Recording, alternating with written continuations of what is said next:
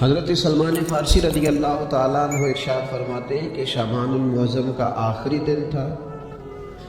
اگلے دن رمضان شروع ہونے والا تھا کہ رسول پاک علیہ السلام نے ہمیں رمضان کی فضیلت پر خطبہ ارشاد فرمایا۔ آپ اس بات کو غور سے سمجھیے کہ ایسا مہمان جس کے آنے سے پہلے اس کی فضیلت بیان کی جا رہی ہے، اور فضیلت کون بیان کر رہا ہے؟ امام الانبیاء صلی اللہ علیہ وسلم۔ یہ صرف ہمارے دلوں کے اندر، امت کے دلوں کے اندر اس ماہ مقدس کی فضیلت کو اور اس کی عظمت کو بٹھانے کے لیے کہ پوری طرح تم اپنے ذہن میں اور اپنے دل میں ایک بات بٹھاؤ کہ ایک عظمتوں والا مہینہ تم پر سایہ فگن ہونے والا، عظمتوں والا۔ حضور نے ایک دن قبل اس کی فضیلت بیان۔ ہمارے ہاں یہ ہوتا ہے کہ ہم کسی چیز کی اہمیت کو لیتے ہیں لیکن سمجھتے ہیں کہ یہ کوئی روٹین ورک ہے، یعنی نارملی ہر سال رمضان شریف آتا ہے، اپنے وقت کے حساب سے چاند بدلتا ہے اور اپنے وقت پر رمضان شریف آ جاتا ہے۔ ہم سمجھتے ہیں کہ مطلب روٹین کا ایک معاملہ ہے، ایک روٹین کی چیز ہے۔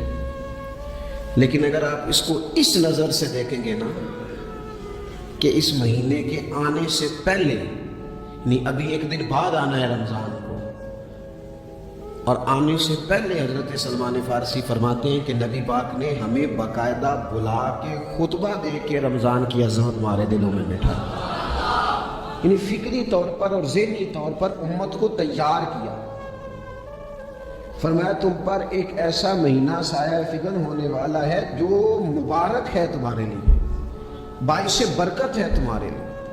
تم اپنے آپ کو ذہنی طور پر تیار کرو کہ ایک ماہ نور تمہارے قریب آ رہا ہے۔ جو رمضان اسلامی عبادات جتنی بھی ہیں نا، وہ مخصوص پوجا پاٹ نہیں۔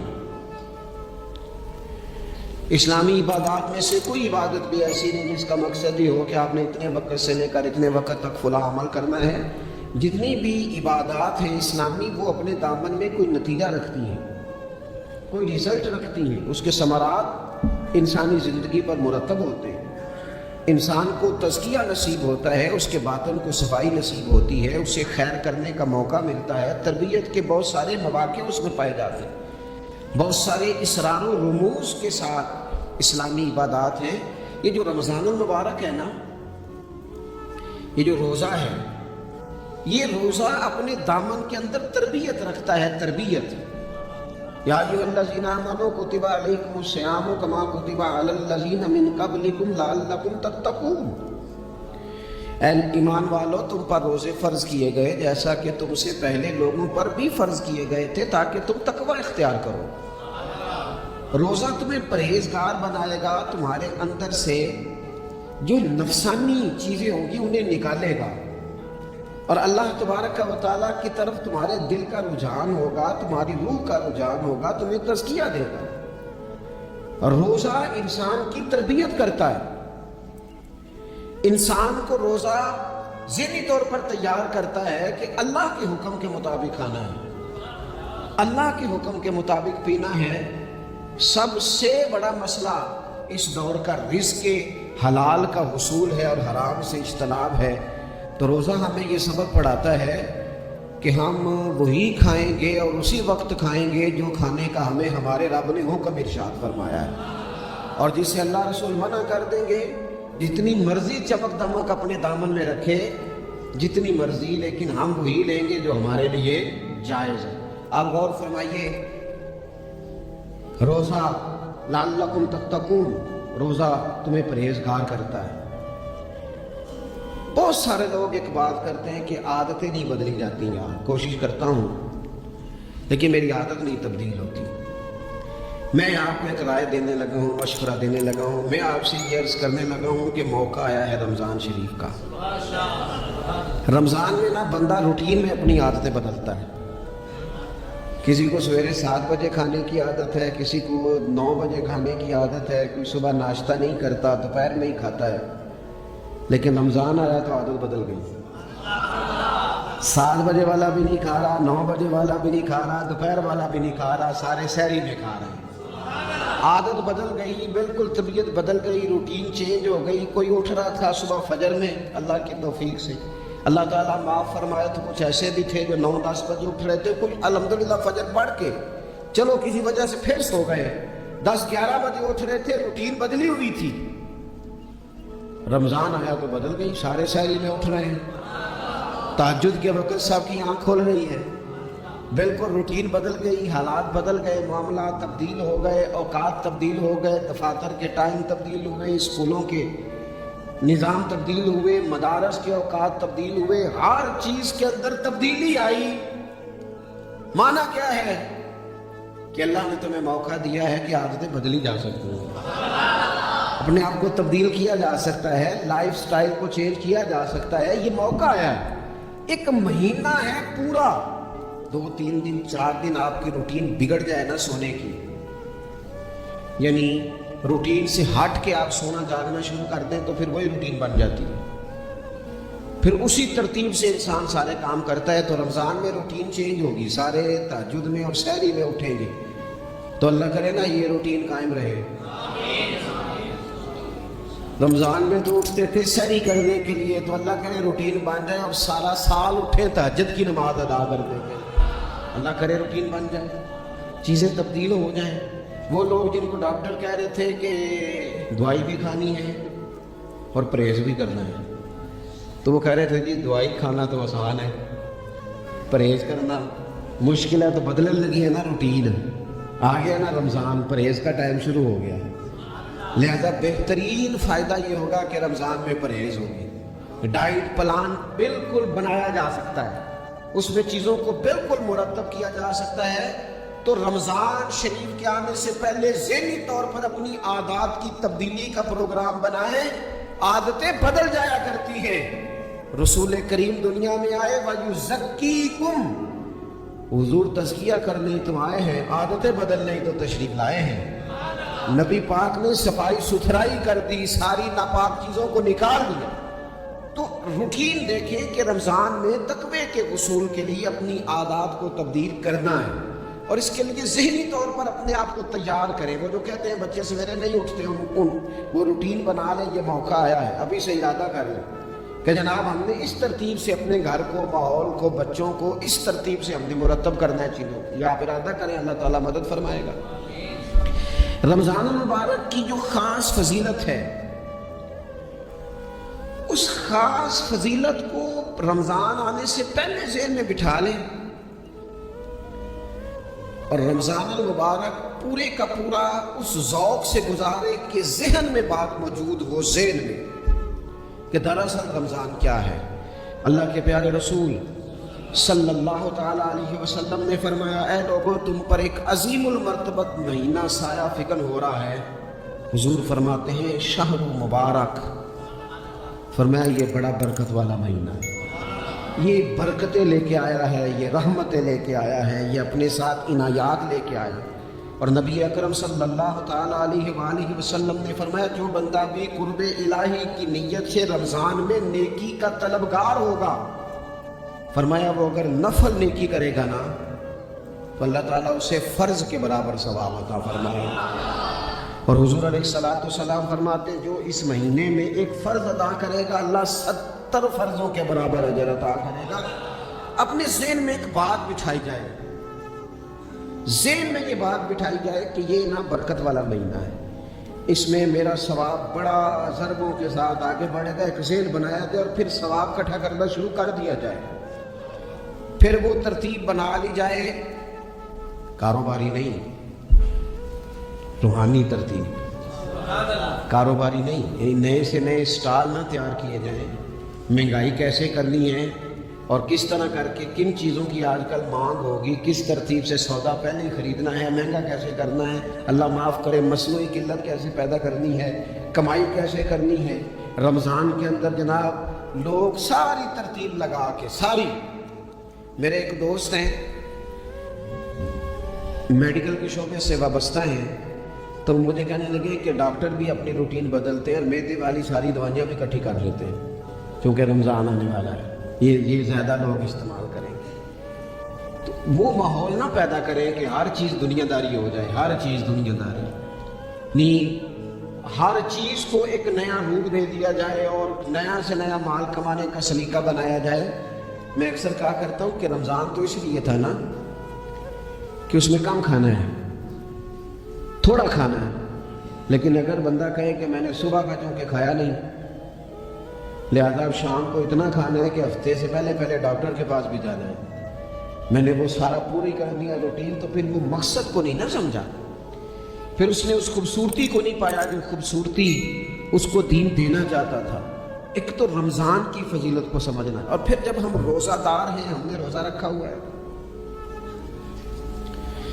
تو نبی پاک علیہ السلام نے خود اس مفہوم کو کھول کے بیان کیا. فرمایا جس بندے نے جھوٹ نہیں چھوڑا، گناہ نہیں چھوڑا، گویا غیبت نہیں چھوڑی، بدی نہیں چھوڑی، تو اللہ کے محبوب علیہ السلام فرماتے ہیں پھر اللہ تعالیٰ کو اس کے بھوکا پیاسا رہنے کی تو کوئی ضرورت نہیں، کیونکہ لعلکم تتقون، تقوی اختیار کرنا تو روزے کا مقصد تھا. اور اگر اس نے وہ بات کو سمجھا ہی نہیں، استاد کے لیے صرف استاد ہو جانا ہی ضروری نہیں، اس کو پھر اپنے منصب کا لحاظ کرنا بھی ضروری ہے کہ میں استاد ہوں. والد کا صرف والد ہو جانا ہی کمال نہیں، اس کو پھر اس منصب کے تقاضوں کو بھی سمجھنا چاہیے کہ اب میں ایک باپ ہوں، اب میں روٹین میں وہ آزاد نہیں ہوں کہ جہاں میرا جی چاہے گا جاؤں گا، جہاں میری طبیعت چاہے گی میں کھاؤں گا، جہاں میرا دل کرے گا میں وہ کام کروں گا. اب آپ سرپرست ہیں، سربراہ ہیں. انسان دیکھیں نا، ایک شخص ہے وہ عالم ہے، اب علم پڑھ لینا صرف کمال نہیں، وہ اپنے منصب کو بھی تو سمجھے نا، اس منصب کے وقار کو، اس کے لحاظ کو بھی تو سمجھے نا. ایک آدمی اگر عمر رسیدہ ہے، بڑا ہے، بزرگ ہے، اور وہ چاہتا ہے کہ میری بزرگی کی وجہ سے میرا اکرام کیا جائے، تو اسے اپنے منصب کا بھی لحاظ کرنا پڑے گا. اس کو حضرت سعدی فرمایا کرتے تھے میں نے 18 سال کے بزرگ دیکھے اور میں نے 75 سال کے بچے دیکھے. حضور کیا مطلب؟ فرمانے لگے عمر ہو گئی لیکن اپنے منصب کا خیال نہ کیا، عادات بچوں والی نہیں. اور فرماتے میں نے ایسے لوگ دیکھے جن کو شروع وقت میں ہی اللہ والوں کی صحبت نصیب آئی، تو وہ جو بزرگی ہے وہ پھر عمر کی وجہ سے نہیں ملی، وہ اللہ نے علم اور عمل کی وجہ سے عطا فرمایا. تو اپنے منصب کا لحاظ کرنا کہ میرا یہ منصب ہے. اسی طرح جب ہم نے روزہ رکھا ہوا ہوگا نا تو پھر ہم نے اس منصب کا بھی لحاظ کرنا ہے کہ میں روزے دار ہوں. پھر خالی بھوکے پیاسا نہیں رہنا. رسول پاک صلی اللہ تعالی علیہ وآلہ وسلم نے پتہ ہے روزے دار کی فضیلت کیا بیان فرمائی؟ اللہ کے محبوب صلی اللہ تعالی علیہ وسلم فرماتے ہیں کہ رب فرماتا ہے ابن آدم کا ہر عمل اس کے لیے، روزہ میرے لیے. اور فرمایا میں خود جزا دوں گا روزے کی، میں خود جزا دوں گا روزے کی. اور حضور فرماتے ہیں روزہ ڈھال ہے، جو شخص روزہ دار ہو وہ بےہودگی سے، فحش گوئی سے اجتناب کرے. اور اللہ کے محبوب صلی اللہ تعالی علیہ وسلم فرماتے ہیں اگر کوئی شخص اسے گالی دے، اگر کوئی شخص اس سے جھگڑا کرنا چاہے تو پتہ کیا جواب دے؟ اسے کہے بھئی میں روزے دار ہوں، میرے منصب کا تقاضا نہیں کہ میں تیرے ساتھ الجھوں.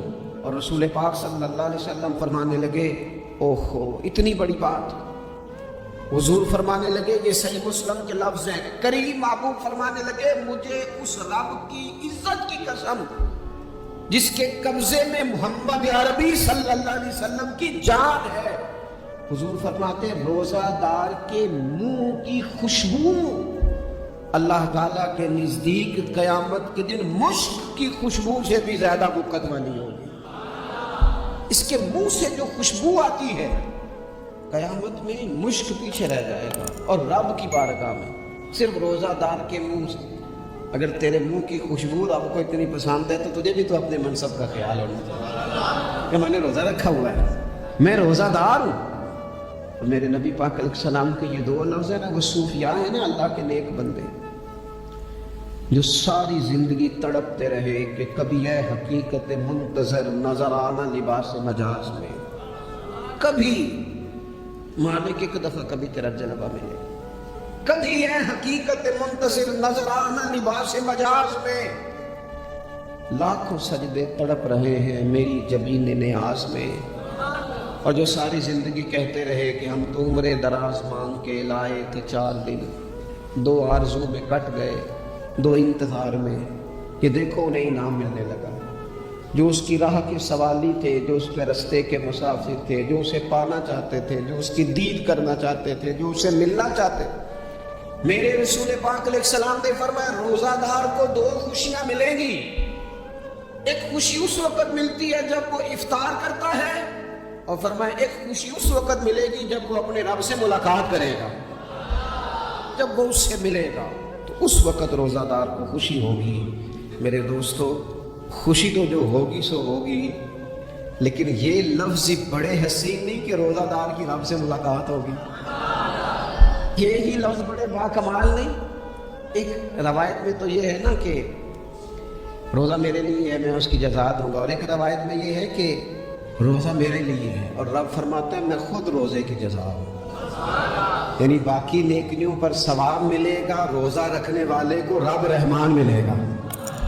نبی اکرم صلی اللہ تعالی علیہ وسلم کے امت کے صوفیاء نے نا کچھ چیزوں کو بڑا کھولا ہے۔ عارف رومی کہتے ہیں کہ ایک دن نا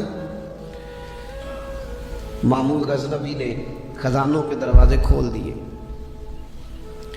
اور فرمایا بھئی میں نے آج ہر چیز کھول دی ہے، جو جس چیز پہ ہاتھ رکھے گا وہ اسی کی ہو جائے گی۔ لوگ دوڑے، کوئی سونے کی طرف، کوئی چاندی کی طرف، کوئی جائیدادوں کی طرف، کوئی خزانے کی کنجیوں کی طرف، کوئی بڑے بہترین گھوڑے اور اونٹوں کی طرف، لوگ دوڑ گئے، جو جس پہ ہاتھ رکھے گا اسی کا۔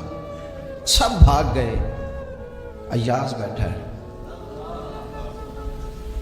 نہ وہ حسن میں رہی شوخیاں، نہ وہ عشق میں رہی گرمیاں، نہ وہ غزنوی میں تڑپ رہی، نہ وہ غم ہے زلف ایاز میں، وہ لذتیں کہاں۔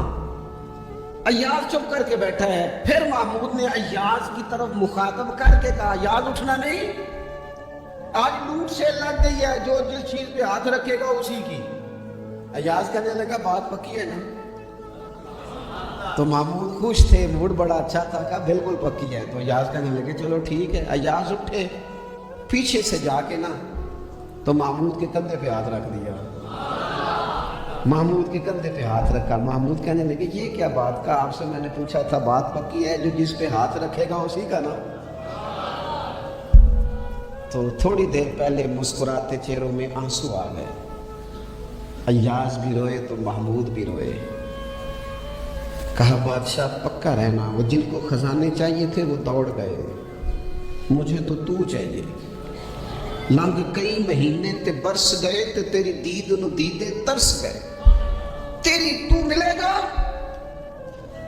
تو پھر کہا محمود نے، اس نے کہا میں وعدہ کر چکا تھا، بس ٹھیک ہے، باقیوں کے خزانے اور میں تیرا طے ہو گئی۔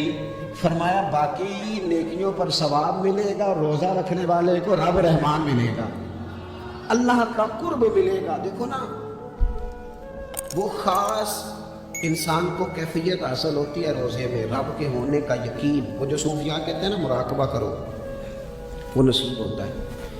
یعنی کسی کو کیا پتہ ہے اس کا روزہ ہے کہ نہیں، اکیلا ہے نا گھر میں، فریزر بھرا ہوا ہے، نہیں نہ کھاتا، کیوں؟ اسے پتہ ہے میرا رب میرے ساتھ ہے، میرا رب مجھے دیکھ رہا ہے۔ بس یہ تصور توحید پکا ہو جاتا ہے رمضان، تو پھر اللہ تبارک و تعالیٰ کی بھی خاص رحمت اور کوئی خاص اعزاز۔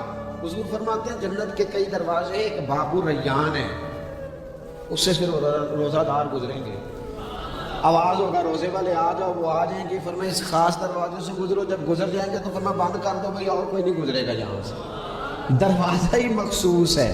ان کا اعزاز ہی ذرا زیادہ ہے۔ تو میرے عزیز، رمضان شریف کے اندر وہ منصب کا بس خیال رکھیں کہ میں روزہ دار ہوں، اس احتیاط کے ساتھ۔ اور دوسری جو رمضان کی چند عبادات ہیں نا، سب سے پہلی تو میں عرض کروں گا تراویح کے حوالے سے۔ یہ بات یاد رکھ لیں کہ نبی پاک علیہ الصلوۃ والسلام نے فرمایا جس نے ایمان اور احتساب کی نیت کے ساتھ رمضان میں قیام کیا، اللہ اس کے پچھلے سارے گناہوں کو معاف فرما دے گا۔ اور ایک مقام پر نبی پاک صلی اللہ تعالیٰ علیہ وسلم نے بیان کیا، یہ مشکات میں موجود ہے، حضور فرماتے ہیں رمضان اور قرآن دونوں قیامت کے دن بندے کی شفاعت کریں گے۔ رمضان کہے گا یا اللہ میں نے اسے دن بھر کھانا کھانے سے بعد رکھا اور تیری بارگاہ کے حکم کے مطابق اس نے اپنے آپ کو ان چیزوں سے بچا کے رکھا، اور قرآن کہے گا مالک رات میں نے اسے نیند سے روکے رکھا۔ کیا مطلب؟ اس نے کھڑے ہو کے عبادت کی، اگرچہ اس سے مراد شارحین حدیث نے تراویح بھی لیا ہے، تہجد کی نماز بھی لیا ہے، صلاۃ اللیل بھی لی ہے، لیکن میرے عزیز یہ خاص ربط ہے قرآن مجید کے ساتھ تراویح کا۔ مسنون ہے رمضان کی راتوں میں قرآن مجید اور تراویح کا پڑھنا۔ اگر تھوڑی سی نا طبیعت میں صرف تبدیلی پیدا کی جائے، میں نے دیکھا ہے کہ جو لوگ کہتے ہیں نا میرا وقت بڑا قیمتی ہے، بڑی ساری جگہوں پہ آپ کو بیٹھنا پڑتا ہے، بیٹھے ہیں آپ 2 گھنٹے بیٹھے ہیں، 3 گھنٹے بیٹھے، میں نے دیکھا ہے لوگ جاتے ہیں کسی دفتر میں تو رات کو ہی چلے جاتے ہیں، اس علاقے میں کھڑے ہیں، پاسپورٹ کے دفتر کھڑے ہیں، شناختی کارڈ کے دفتر کھڑے ہیں، امیگریشن کی لائنوں میں کھڑے ہیں۔ کچھ ذہن تو بنائیں کہ میں نے رات کھڑے رہنا ہے اور اپنے رب کی عبادت کرنی ہے۔ تراویح کو ذرا ذوق سے آپ اگر تھوڑا ارادہ کر لیں گے نا، یعنی کوئی ایسا مشکل کام نہیں، میری تو رائے یہ ہے کہ پہلے 3-4 دن ذرا جم کے ذہن بنائیں اور تھوڑا سا نا روٹین کو بدلنے کی کوشش نہ کریں۔ جس امام صاحب کے پیچھے تراویح شروع کریں، کوشش کریں ساری وہی پڑھیں۔ روٹین بدلنے سے بھی سستی آتی ہے، ایک دن یہاں گئے 2 دن وہاں گئے، تو یہ روٹین بدلنے سے بھی بعض اوقات سستی آتی ہے۔ کوشش کریں ایک جگہ پہ قرآن شریف سننا شروع کریں اور پھر پورا قرآن مجید وہیں پہ سنیں۔